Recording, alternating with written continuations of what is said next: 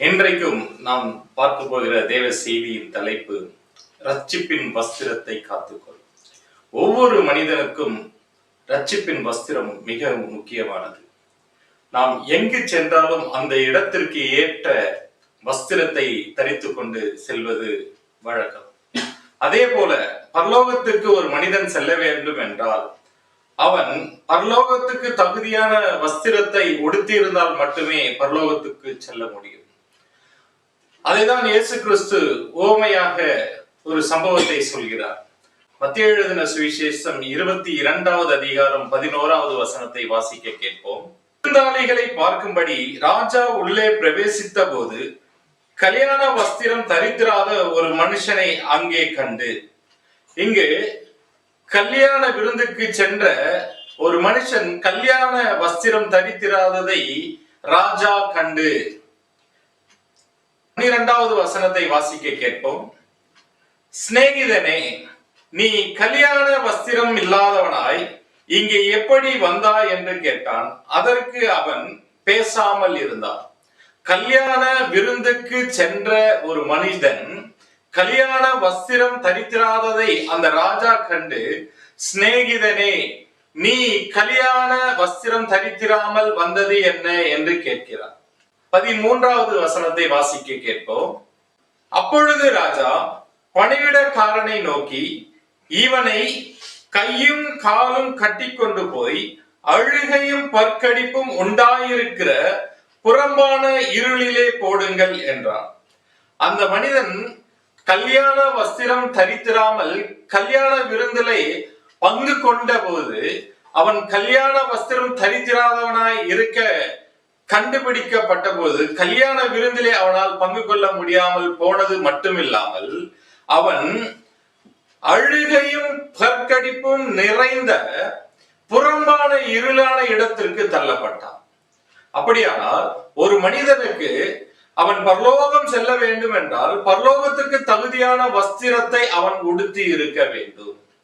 அப்படி உடுத்தி இராத பட்சத்தில் அவன் பரலோகத்துக்கு செல்ல முடியாதது மட்டுமல்ல, அவன் புறம்பான இருளான அழுகையும் பற்கடிப்பும் நிறைந்த இடத்திற்கு செல்ல வேண்டியதாய் இருக்கிறது. அதே போலதான் ஏதேன் தோட்டத்திற்குள் ஆதாமை தேவன் கொண்டு வைக்கும் பொழுது அவனுக்கு ஏதேன் தோட்டத்துக்குரிய ஒளியின் வஸ்திரத்தை கொடுத்தார். அந்த ஒளியின் வஸ்திரமானது தேவனுடைய சாயலும் தேவனுடைய ரூபமாய் இருந்தது. ஆதியாகமம் 1வது அதிகாரம் 26வது வசனம் 27வது வசனத்தை வாசிக்க கேட்போம். பின்பு தேவன் தமது சாயலாகவும் தமது ரூபத்தின்படியேயும் மனுஷனை உண்டாக்குவோமாக, அவர்கள் சமுத்திரத்தின் மச்சங்களையும் ஆகாயத்து பறவைகளையும் மிருக ஜீவன்களையும் பூமி அனைத்தையும் பூமியின் மேல் ஊறும் சகல பிராணிகளையும் ஆளக்கடவர்கள் என்றார். 27வது வசனத்தை வாசிக்க கேட்போம். தேவன் தம்முடைய சாயலாக மனுஷனை சிருஷ்டித்தார். அவனை தேவ சாயலாகவே சிருஷ்டித்தார். மனிதனாகிய ஆதாமை தேவன் தனது சாயலின்படி தம்முடைய ரூபத்தின்படி சிருஷ்டித்தார். தேவனுடைய சாயல் என்பது வேறு, பாவ மனுஷனுடைய சாயல் என்பது வேறு. தேவனுடைய சாயல் என்ன என்று நாம் பார்க்க போகிறோம். 2 கொரிந்தியரின் புஸ்தகம் 3வது அதிகாரம் 18வது வசனத்தை வாசிக்க கேட்போம். நாம் எல்லாரும் திறந்த முகமாய் கர்த்தருடைய மகிமையை கண்ணாடியிலே காண்கிறது போல கண்டு ஆவியாய் இருக்கிற கர்த்தரால் அந்த சாயலாகத்தானே மகிமையின் மேல் மகிமை அடைந்து மறுரூபப்படுகிறோம். இங்கு தேவனுடைய சாயல் என்பது ஆவியாய் இருக்கிற கர்த்தருடைய சாயல். இது மாம்சத்துக்குரிய சாயலாக இல்லை. தேவன் ஆவியாய் இருக்கிறது போல ஆதாமையும் அதே ஆவியின் சாயலோடு தேவன் படைத்தார். 2 கொரிந்தியரின் புஸ்தகம் 4வது அதிகாரம் 4வது வசனத்தை வாசிப்போம். தேவனுடைய சாயலா இருக்கிற கிறிஸ்துவின் மகிமையான சுவிசேஷத்தின் ஒளி என்று எழுதப்பட்டுள்ளது. தேவனுடைய சாயலாய் இருக்கிற கிறிஸ்துவின் மகிமையான சுவிசேஷத்தின் ஒளியை உடையவனாக ஆதாம் படைக்கப்பட்டான். அதாவது தேவனுடைய சுவிசேஷத்தின் வசனத்தின்படி நடக்கிற ஒளியின் சாயலாக ஆதாம் படைக்கப்பட்டான். எபேசியரின் புஸ்தகம் 4வது அதிகாரம் 24வது வசனத்தை வாசிக்க கேட்போம். மெய்யான நீதியிலும் பரிசுத்தத்திலும் தேவனுடைய சாயலாக சிருஷ்டிக்கப்பட்ட புதிய மனுஷனை தரித்துக் கொள்ளுங்கள். இங்கு தேவனுடைய சாயல் என்பது மெய்யான நீதியாகவும் பரிசுத்தத்தையும் காட்டுகிறது. அப்படியானால் தேவனுடைய சாயலின்படி படைக்கப்பட்ட ஆதாம் தேவனுடைய மெய்யான நீதியின்படி நடக்கிறவனாகவும் தேவனுடைய பரிசுத்த சாயலில் நடக்கிறவனாகவும் அவனை தேவன் படைத்தார். அடுத்து ரோமருக்கு எழுதின நிருபம் 6வது அதிகாரம் 5வது வசனத்தை வாசிக்க கேட்போம். ஆதலால் அவருடைய மரணத்தின் சாயலில் நாம் இணைக்கப்பட்டவர்களானால் அவர் உயிர்த்தெழுதலின் சாயலிலும் இணைக்கப்பட்டிருப்போம். அதாவது ஆதாம் தேவனுடைய உயிர்த்தெழுதலின் சாயலில் இணைக்கப்பட்டவனாக படைக்கப்பட்டிருக்கிறான். மரணம் இல்லாத ஒரு சாயலின்படி ஆதாம் படைக்கப்பட்டான். கொலோசியரின் புஸ்தகம் 3வது அதிகாரம் 10வது வசனத்தை வாசிக்க கேட்போம். தன்னை சிருஷ்டித்தவருடைய சாயலுக்கு ஒப்பாய் பூரண அறிவடையும்படி புதிதாக்கப்பட்ட புதிய மனுஷனை தரித்துக் கொண்டிருக்கிறீர்களே. இங்கு தேவனுடைய சாயல் என்பது பூரண அறிவு உள்ளதாய் இருக்கிறது. அப்படியானால் ஆதாம் பூரண அறிவுள்ளவனாய் தேவ சாயலின்படி படைக்கப்பட்டிருக்கிறான்.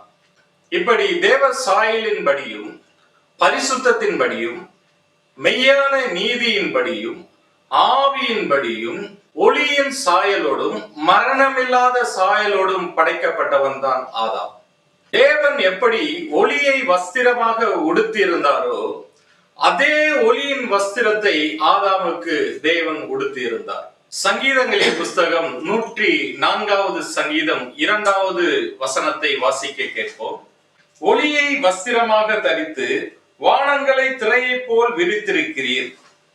தேவன் ஒளியை வஸ்திரமாக தரித்திருக்கிறதை போல ஆதாமையும் அவருடைய ரூபத்தின்படி ஒளியை வஸ்திரமாக தரித்து அவனை படைத்தார். அதனால்தான் ஆதாம் நிர்வாணமாக இருந்த பொழுதும் அவன் வெட்கப்படாதிருந்தான். அவன் வெட்கத்தை அந்த ஒளியின் வஸ்திரம் மூடி இருந்தது. அந்த ஒளி யார்? 1 யோவான் 1வது அதிகாரம் 5வது வசனத்தை வாசிக்க கேட்போம். தேவன் ஒளியாய் இருக்கிறார், அவரில் எவ்வளவேனும் இருள் இல்லை. இது நாங்கள் அவரிடத்தில் கேட்டு உங்களுக்கு அறிவிக்கிற விசேஷமாய் இருக்கிறது. தேவன் ஒளியாய் இருக்கிறார். தேவனையே ஆதாம் வஸ்திரமாக அணிந்திருந்தார். அந்த ஒளிதான் இயேசு கிறிஸ்து. ஆதாமுடைய ரூபம் எப்படி இருந்திருக்கும்? எசேக்கியேலின் புஸ்தகம் 1வது அதிகாரம் 27வது வசனத்தை வாசிக்க கேட்போம். அவருடைய இடுப்பாக காணப்பட்டது முதல் மேலெல்லாம் உட்புறம் சுற்றிலும் அக்கினிமயமான சொகுசாயின் நிறமாய் இருக்க கண்டேன். அவருடைய இடுப்பாக காணப்பட்டது முதல் கீழெல்லாம் அக்கினிமயமாகவும் அதை சுற்றிலும் பிரகாசமாகவும் இருக்க கண்டேன். தேவனுடைய இடுப்பாக காணப்பட்டது முதல் அவருடைய பாதம் வரைக்கும் அக்கினிமயமாகவும் பிரகாசமாகவும் சொகுசாயின் நிறமாகவும் இருக்க கண்டேன் என்று எழுதப்பட்டுள்ளது. இதே போலதான் ஆதாம் தேவனுடைய ரூபத்தின்படி அவனுடைய இடுப்பானது முதல் பாதம் வரையிலும் அப்படியே சொகுசாயின் நிறமாகவும் அக்கினியாகவும் காணப்பட்டிருப்பான். இதுதான் தேவனுடைய ரூபமாய் காணப்படுகிறது. இப்படி தேவ சாயலோடும் தேவனுடைய ரூபத்தின்படியும் படைக்கப்பட்ட ஆதாமின் முகம் எப்படி இருந்திருக்கும்? யோவான் எழுதின சுவிசேஷம் 5வது அதிகாரம் 37வது வசனத்தை வாசிக்க கேட்போம். என்னை அனுப்பின பிதாதாமே என்னை குறித்து சாட்சி கொடுக்கிறார். நீங்கள் ஒரு காலம் அவர் சத்தத்தை கேட்டதும் இல்லை, அவர் ரூபத்தை கண்டதும் இல்லை. இங்கு தேவனுடைய ரூபம் என்பது ஒருவரும் காணக்கூடாத ஒரு ரூபமாய் இருக்கிறது. அதே போல ஒரு மனிதனும் காணக்கூடாத ஒரு ரூபத்தை உடையவனாக ஆதாம் படைக்கப்பட்டிருக்கிறான். தேவனுடைய பின்புறத்தின் மகிமையை ஒரு நாள் கண்ட மோசேவினுடைய முகத்தையே ஒரு மனிதனும் காணக்கூடாத இருந்தது. யாத்ராகம புஸ்தகம் 33வது அதிகாரம் 23வது வசனத்தை வாசிக்க கேட்போம். பின்பு என் கரத்தை எடுப்பேன், அப்பொழுது என் பின்பக்கத்தை காண்பாய், என் முகமோ காணப்படாது என்றார். தேவனுடைய முகத்தை ஒருவனும் பார்க்க முடியாது. தேவனுடைய பின்பக்கத்தை பார்த்த மோசேவினுடைய முகம் எப்படிப்பட்டதா இருந்தது? யாத்ராகமம் 34வது அதிகாரம் 30வது வசனத்தை வாசிக்க கேட்போம். ஆரோனும் இஸ்ரவேல் புத்திரர் எல்லோரும் மோசேயை பார்க்கும்போது அவன் முகம் பிரகாசித்திருப்பதை கண்டு அவன் சமீபத்தில் சேர பயந்தார்கள்.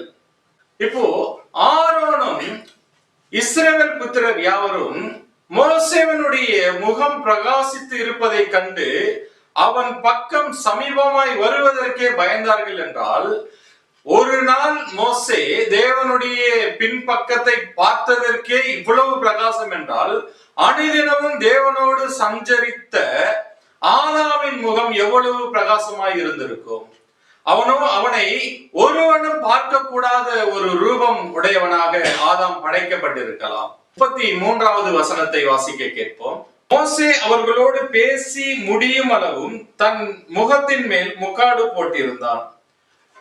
மோசே அவர்களோடு பேசி முடிக்கின்ற வரையிலும் அவனுடைய முகத்தை ஒரு முக்காடு போட்டு மூடி இருக்கின்ற ஒரு நிலை காணப்பட்டது.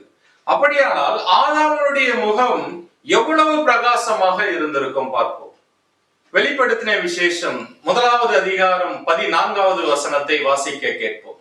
அவருடைய சிரசு மயிரும் வெண் பஞ்சை போலவும் உறைந்த மழையை போலவும் வெண்மையாய் இருந்தது. அவருடைய கண்கள் அக்கினி ஜுவாலையை போல் இருந்தது. அவருடைய சிரசு அவருடைய மயிரும் வெண் பஞ்சை போல இருந்தது. அவருடைய கண்கள் அக்கினி ஜுவாலையாய் இருந்தது என்று எழுதப்பட்டுள்ளது. இது தேவனுடைய தேவகுமாரனுடைய ரூபமாய் காணப்படுகிறது. இதே தேவகுமாரனுடைய ரூபத்தின்படி ஆதாம் படைக்கப்பட்டிருக்கிறான்.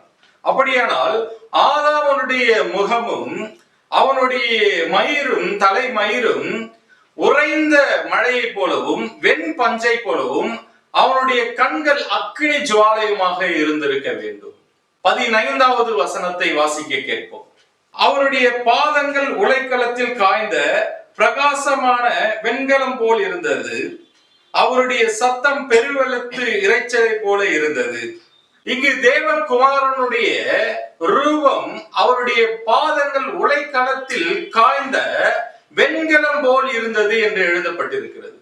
அப்படியானால் அவருடைய ரூபத்தின்படி படைக்கப்பட்ட ஆதாமுடைய பாதங்களும் உலைக்களத்தில் காய்ந்த வெண்கலம் போல் இருந்திருக்க வேண்டும். 16வது வசனத்தின் பிற்பகுதியை வாசிக்க கேட்போம்.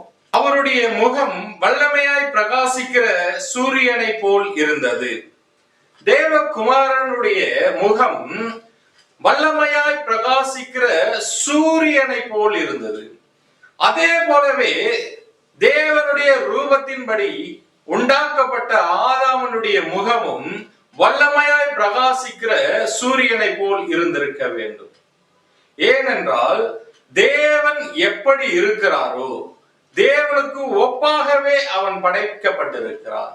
தேவனுடைய சாயலின்படியும் தேவனுடைய ரூபத்தின்படியும் படைக்கப்பட்ட ஆதாம் தேவன் எப்படி இருக்கிறாரோ அதே சாயலோடும் தேவனுடைய ரூபம் எப்படி இருக்கிறதோ அதே ரூபத்தின்படியும் தேவன் எந்த வஸ்திரத்தை ஒளியின் வஸ்திரத்தை அணிந்திருந்தாரோ அதே ஒளியின் வஸ்திரத்தை அணிந்தவனாக ஆதாம் படைக்கப்பட்டிருக்கிறார்.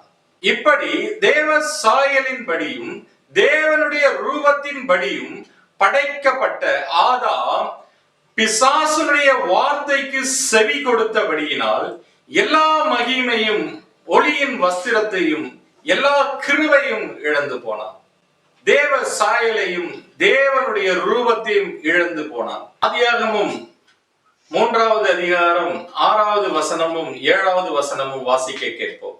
அப்பொழுது ஸ்ரீயானவள், அந்த விருட்சம் புசிப்புக்கு நல்லதும் பார்வைக்கு இன்பமும் புத்தியை தெளிவிக்கிறதற்கு இச்சிக்கப்படத்தக்க விருட்சமாய் இருக்கிறது என்று கண்டு அதன் கனியை பறித்து புசித்து தன் புருஷனுக்கும் கொடுத்தால் அவனும் புசித்தான். 7வது வசனம், அப்பொழுது அவர்கள் இருவருடைய கண்களும் திறக்கப்பட்டது, அவர்கள் தாங்கள் நிர்வாணிகள் என்று அறிந்து அத்தி இலைகளை தைத்து தங்களுக்கு அரைக்கச்சைகளை உண்டு பண்ணினார்கள். இப்படி தேவனுடைய வார்த்தைக்கு செவி கொடாமல் பிசாசனுடைய வார்த்தைக்கு ஆதாம் செவி கொடுத்தபடியினால் அவன் தேவ சாயலையும் இழந்தான், தேவனுடைய ரூபத்தையும் இழந்தான். தேவனுடைய ஒளியின் வஸ்திரம் அவனை விட்டு விலகி போய்விட்டது. அவனுடைய நிர்வாணத்தை மூடி இருந்த தேவனுடைய ஒளியின் வஸ்திரம் அவனை விட்டு விலகி போனபடியினால் அவன் நிர்வாணி என்பதை அவன் அறிந்தார். யார் அந்த ஒளியின் வஸ்திரம்? யோவான் எழுதின சுவிசேஷம் 1வது அதிகாரம் 4வது வசனத்தை வாசிக்க கேட்போம். அவருக்குள் ஜீவன் இருந்தது, அந்த ஜீவன் மனுஷருக்கு ஒளியாய் இருந்தது. இயேசு கிறிஸ்துவுக்குள் ஜீவன் இருந்தது, அந்த ஜீவன் மனுஷருக்கு ஒளியாய் இருந்தது. ஆதாம் பிசாசுக்கு செவி சாய்த்தபடியினால் இயேசு கிறிஸ்து அவனை விட்டு விலகினார். இயேசு கிறிஸ்து அவனை விட்டு விலகினபடியினால் ஒளியின் வஸ்திரமும் அவனை விட்டு விலகியது. ஒளியாய் இருக்கிற ஜீவனும் அவனை விட்டு விலகி போனது. ஜீவ ஆத்துமாவாக படைக்கப்பட்ட ஆதாம் இப்பொழுது பாவ மாம்சத்துக்குரிய ஆத்துமாவாக மாறிவிட்டான். ஜீவன் அவனை விட்டு விலகியது. ஏன் இயேசு கிறிஸ்து ஆதாமை விட்டு விலகினார்? 2 நாளாகமும் 15வது அதிகாரம் 2வது வசனத்தை வாசிக்க கேட்போம். அவன் வெளியே ஆசாவுக்கு எதிர்கொண்டு போய் அவனை நோக்கி, ஆசாவே, யூதா பென்யமின் கோத்திரங்களின் சகல மனுஷரே கேளுங்கள், நீங்கள் கர்த்தரோடு இருந்தால் அவர் உங்களோடு இருப்பார், நீங்கள் அவரை தேடினால் உங்களுக்கு அவர் வெளிப்படுவார், அவரை விட்டீர்களே ஆகில் அவர் உங்களை விட்டு விடுவார்.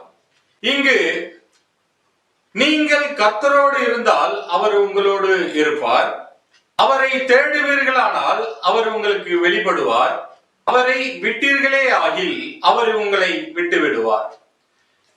ஆதாம் தேவனை அவருடைய வார்த்தையை விட்டபடியினால் இயேசு கிறிஸ்து என்ற ஒளியின் வஸ்திரம் அவனை விட்டு விலகியது.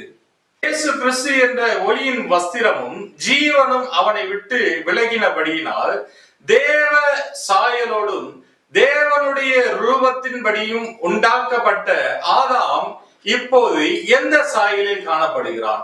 ரோமருக்கு எழுதின புஸ்தகம் 8வது அதிகாரம் 3வது வசனத்தை வாசிக்க கேட்போம். அது எப்படி எனில், மாம்சத்தினாலே பலவீனமாய் இருந்த நியாய பிரமாணம் செய்யக்கூடாததை தேவனே செய்யும்படிக்கு தம்முடைய குமாரனை பாவ மாம்சத்தின் சாயலாகவும் பாவத்தை போக்கும் பலியாகவும் அனுப்பி மாம்சத்திலே பாவத்தை ஆக்கினைக்குள்ளாக தீர்த்தார். இங்கு ஆதாமனுடைய ஜீவ ஆத்மா விலகியதினால் ஆதாம் ஆவிக்குரிய நிலைமையை இழந்தபடியினால் ஆதாம் தேவனுடைய சாயலையும் தேவனுடைய ரூபத்தையும் இழந்தபடியினால் அவன் பாவ மாம்சத்தின் சாயலாக காணப்பட்டான். ஆதாம் பாவ மாம்சத்தின் சாயலாக காணப்பட்டான். தேவ சாயலின்படி படைக்கப்பட்டவன், தேவ ரூபத்தின்படி படைக்கப்பட்டவன்.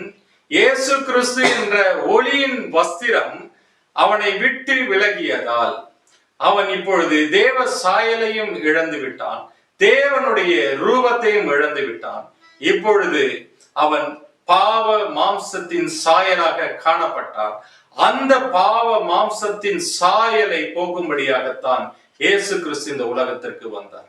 அடுத்து ஆதாம் அடிமையின் சாயலாக காணப்பட்டான் என்று வேதம் சொல்கிறது. பிலிப்பியரின் புஸ்தகம் 2வது அதிகாரம் 7வது வசனத்தை வாசிக்க கேட்போம்.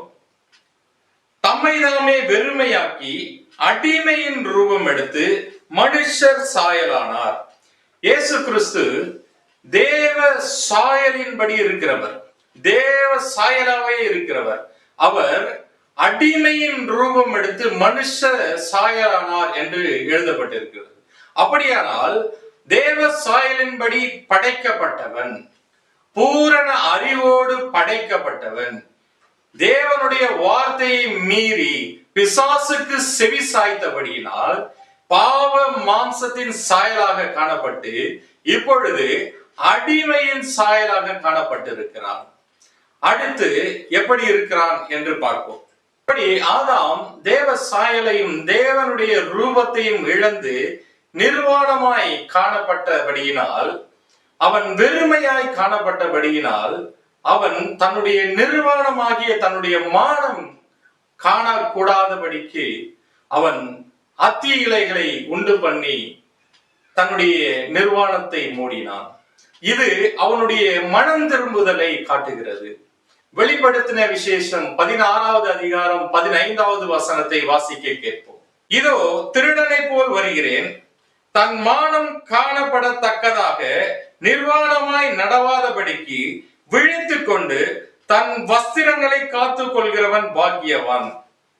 இங்கு தேவனுடைய வசனம் சொல்கிறது, தன்னுடைய மானம் காணப்படாதபடிக்கு அவனவன் விழித்து கொண்டு தன் நிர்வாணத்தை மூட வேண்டும் என்று சொல்கிறது. இந்த வசனத்தின்படி அவன் தன் மானம் காணக்கூடாதபடிக்கு அவனுடைய மனதுக்குள்ளே ஒரு எண்ணம் ஏற்பட்டு ஒரு மனம் திரும்புதல் காணப்பட்டு தன்னுடைய நிர்வாணத்தை மூட முயற்சி செய்தான்.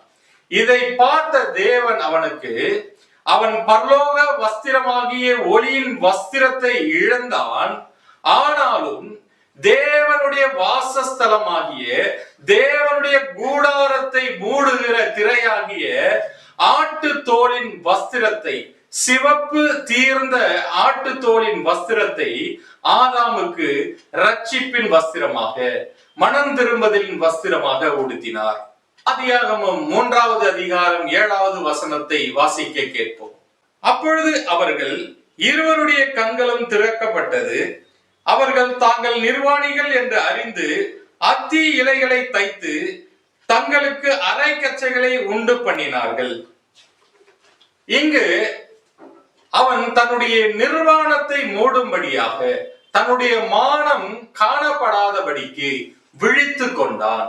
விழித்து கொண்டு தன்னுடைய நிர்வாணத்தை மூடும்படியாக அத்தி இலையை தைத்து தன்னுடைய நிர்வாணத்தை மூடினான். தேவன் அதை பார்த்து அவனுடைய மனம் திரும்புதலுக்கு ஏற்ற வஸ்திரத்தை அவனுக்கு உடுத்தினார். ஆதியாகமம் 3வது அதிகாரம் 21வது வசனத்தை வாசிக்க கேட்போம்.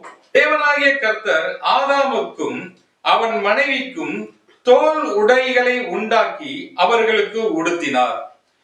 இங்கு தேவனாகிய கர்த்தர் ஆதாம் மனம் திரும்பினான் என்று உணர்ந்ததால், மனம் திரும்பியதை கண்டதால் அவன் தன் மானம் காக்க கூடாதபடிக்கு அவனே விருப்பப்பட்டு ஒரு அத்தி இலையை தைத்து அறையை கட்டி கொண்டதை பார்த்த தேவன் அவன் மனம் திரும்பினதை பார்த்தார்.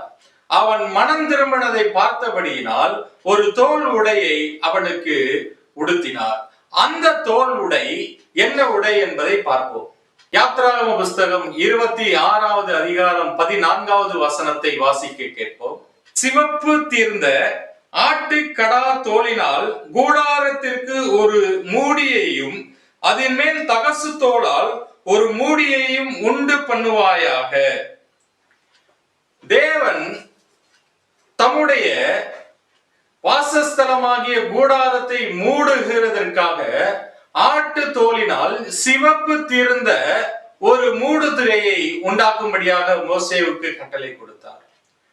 அதே ஆட்டுத்தோல் சிவப்பு தீர்ந்த அந்த வஸ்திரத்தை தம்முடைய வாசஸ்தலமாகிய கூடாரத்திற்கு மூடிய அந்த வஸ்திரத்தை தான் ஆதாமுடைய சரீரமாகிய கூடாரத்தை மூடும்படியாக தேவன் தோல் உடையை அவர்களுக்கு வஸ்திரமாக கொடுத்தார். ஏனென்றால் மனிதனுடைய சரீரமானது தேவனுடைய ஆலயமாய் காணப்படுகிறது. மனிதனுடைய சரீரம் தேவனுடைய ஆலயமாய் இருக்கிறபடியினால் ஆலயமாகிய அவருடைய கூடாரத்தின் மூடு திரையாகிய சிவப்பு தீர்ந்த ஆட்டு தோலை ஆதாமுக்கு நிழலாட்டமாக உடுத்தி, இதே போல் இயேசு கிறிஸ்து இந்த பூமிக்கு வந்து தன்னுடைய சரீரத்தை கிழித்து, தன்னுடைய சரீரத்தின் தோலை கிழித்து, அந்த இரத்தத்தின் தோலாலான ஆட்டுக்குட்டியினுடைய ரட்சிப்பின் வஸ்திரத்தை உங்களுக்கு உடுத்தும் பொழுதுதான் நீங்கள் ஏதேன் தோட்டத்துக்குள் வர முடியும் என்ற நிழலாட்டமாக அவனுக்கு உணர்த்தி அவனை ஏதேன் தோட்டத்தை விட்டு வெளியேற்றி ஏதேன் தோட்டத்தை காவல் வைத்தார். இந்த தேவனுடைய சித்தத்தை நிறைவேற்றும்படியாக இயேசு கிறிஸ்து இந்த பூமிக்கு வந்து தன்னுடைய சரீரத்தை கிழிக்க ஒப்பு கொடுத்தார். தன்னுடைய சரீரத்தை கிழித்து தன்னுடைய சரீரத்தின் தோலினாலே மனம் திரும்புகிற ஆதாமுடைய சந்ததிக்கு அவர் ரட்சிப்பின் வஸ்திரத்தை கொடுத்தார். யோவான் எழுதின சுவிசேஷம் 19வது அதிகாரம் 1வது வசனத்தை வாசிக்க கேட்போம். அப்பொழுது பிலாத்து இயேசுவை பிடித்து வாரினால் அடிப்பித்தான். அப்பொழுது பிலாத்து இயேசுவை பிடித்து வாரினால் அடிப்பித்தான். இந்த வாரினால் அடிக்கப்பட்ட பொழுது ஆட்டுக்குட்டியாகிய இயேசு கிறிஸ்துவின் தோலினுடைய சரீரம் கிழிக்கப்பட்டது. அது இரத்தம் தீர்ந்த சிவப்பு நிறமாக காணப்பட்டது. அந்த ஆட்டுக்குட்டியினுடைய சிவப்பு நிறம் தீர்ந்த அந்த தோலை மனம் திரும்புகிற ஆதாமின் பிள்ளைகளுக்கு வஸ்திரமாக கொடுத்து இயேசு கிறிஸ்து ஏதேன் தோட்டத்திற்குள் அழைத்து சென்றார். லூக்கா எழுதின சுவிசேஷம் 23வது அதிகாரம் 42வது வசனத்தை வாசிக்க கேட்போம். இயேசு கிறிஸ்துவனுடைய சிலுவைக்கு இடது பக்கத்தில் ஒரு குற்றவாளியும் வலது பக்கத்தில் ஒரு குற்றவாளியும் காணப்பட்டார். அதில் ஒரு குற்றவாளி இயேசு கிறிஸ்துவை பரியாசம் செய்தார். இன்னொரு குற்றவாளி தன்னுடைய பாவத்தை உணர்ந்து தன்னுடைய நிர்வாணத்தை உணர்ந்து இயேசு கிறிஸ்து தான் அந்த நிர்வாணத்தை மூடுகிற ஆட்டு தோலுடைய வஸ்திரத்தை கொடுக்க அவர் வந்திருக்கிறார் என்பதை உணர்ந்தபடியினால் அவன் மனம் திரும்பி உம்முடைய ராஜ்யத்தில் வரும் பொழுது என்னை நினைத்தருளும் என்றான். அவன் இயேசுவை நோக்கி, ஆண்டவரே, நீர் உம்முடைய ராஜ்யத்தில் வரும் பொழுது அடியனை நினைத்தருளும் என்றான். அவன் அடிமையின் சாயலாக மாறிவிட்டான். இந்த பாவ மாம்சத்தின் சாயலை போக்கும்படியாக, அடிமையின் சாயலை போக்கும்படியாக, மரணத்தின் சாயலை போக்கும்படியாக, உயிர்த்தெழுதலின் சாயலை கொடுக்கும்படியாக, தேவ சாயலை மீண்டும் மனிதனுக்கு கொடுக்கும்படியாக, தேவ ரூபத்தை மீண்டும் மனிதனுக்கு கொடுக்கும்படியாக இயேசு கிறிஸ்து வந்து அவருடைய தோலை கிழித்து ரட்சிப்பின் ஆடையாக கொடுத்து ஆதாமின் சந்ததியை ஏதேனுக்குள் அழைத்து சென்றார். இப்படி தேவனுடைய சாயலை மீண்டும் இயேசு கிறிஸ்து ஆதாமின் சந்ததியாகிய நமக்கு கொடுத்திருக்கிறார்.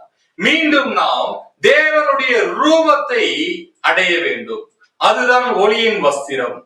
தேவன் எப்படி இருக்கிறாரோ அதே வண்ணமாக அவரை நாம் காண போகிறோம். தேவன் இருக்கிற வண்ணமாய் நாம் அவரை காண போகிறோம்.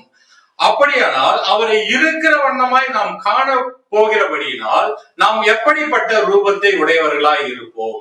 1 யோவான் 3வது அதிகாரம் 2வது வசனத்தை வாசிக்க கேட்போம். பிரியமானவர்களே, இப்பொழுது தேவனுடைய பிள்ளையாய் இருக்கிறோம், இனி எவ்விதமாய் இருப்போம் என்று இன்னும் வெளிப்படவில்லை. ஆகிலும் அவர் வெளிப்படும் பொழுது அவர் இருக்கிற வண்ணமாகவே நாம் அவரை தரிசிப்பதினால் அவருக்கு ஒப்பாய் இருப்போம் என்று அறிந்திருக்கிறோம். அவரை இருக்கிற வண்ணமாக நாம் தரிசிக்க இருப்பதினால் அவருக்கு ஒப்பாய் இருப்போம் என்று இங்கு எழுதப்பட்டிருக்கிறது. அப்படியானால் அதுதான் ஒளியின் வஸ்திரம், அதுதான் தேவனுடைய ரூபம். இந்த ஒப்பாகத்தான் ஆதாம் படைக்கப்பட்டிருப்பான். தேவன் எப்படி ஒளியாய் இருக்கிறாரோ, அவருடைய முகம் எப்படி சூரியனை போல பிரகாசித்ததோ, அவருடைய கண்கள் எப்படி அக்னி ஜுவாலையா இருந்ததோ, அவருடைய இடுப்பு முதல் பாதம் வரைக்கும் எப்படி அக்னி மயமாய் பிரகாசமாய் இருந்ததோ, அவருடைய பாதங்கள் எப்படி உலைக்களத்தில் காய்ந்த வெண்கலம் போல் இருந்ததோ, அதே போல அவரை நாம் காண போகிறபடியினால் அவருக்கு ஒப்பாய் இருப்போம், அவரை போலவே இருப்போம். அவருடைய ஒளியின் வஸ்திரத்தை தரித்துக் கொள்வோம். இந்த ஒளியின் வஸ்திரத்தை தரித்துக் கொள்ள வேண்டுமானால் நாம் எப்படிப்பட்டவர்களாய் காணப்பட வேண்டும்? வெளிப்படுத்தின விசேஷம் 16வது அதிகாரம் 15வது வசனத்தை மீண்டும் வாசிக்க கேட்போம். இதோ திருடனை போல் வருகிறேன், தன் மானம் காணப்படத்தக்கதாக நிர்வாணமாய் நடவாதபடிக்கு விழித்துக் கொண்டு தன் வஸ்திரங்களை காத்துக் கொள்கிறவன் பாக்கியவான். நாம் மீண்டும் அவருடைய ரூபத்தின் சாயலை தரித்துக் கொள்ள வேண்டும். மீண்டும் அவருடைய ஒளியின் வஸ்திரத்தை தரித்துக் கொள்ள வேண்டும். நாம் மீண்டும் அவரை போலவே அவருக்கு ஒப்பாய் இருக்க வேண்டும் என்றால் நாம் விழித்து கொண்டு நம்முடைய மானம் காணக்கூடாதபடிக்கு நம்முடைய ரட்சிப்பின் வஸ்திரத்தை காத்துக் கொள்வோம்.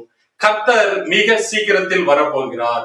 அதனால் ஒவ்வொருவரும் நமக்கு கொடுக்கப்பட்ட ஆட்டுக்குட்டியினுடைய சிவப்பு தீர்ந்த அவருடைய சரீரத்தின் தோளாகிய அவருடைய ரட்சிப்பின் வஸ்திரத்தை அணிந்திருக்கிற நாம் இந்த வஸ்திரத்தை இழந்து போய் விடாதபடிக்கு, மீண்டும் தேவனுடைய ஒளியின் வஸ்திரத்தை தரிக்கும்படிக்கு நாம் விழித்துக் கொள்கிறவர்களாய் காணப்படுவோம். God bless you. கர்த்தர் தாமே உங்களை ஆசீர்வதிப்பாராக. ஆமென்.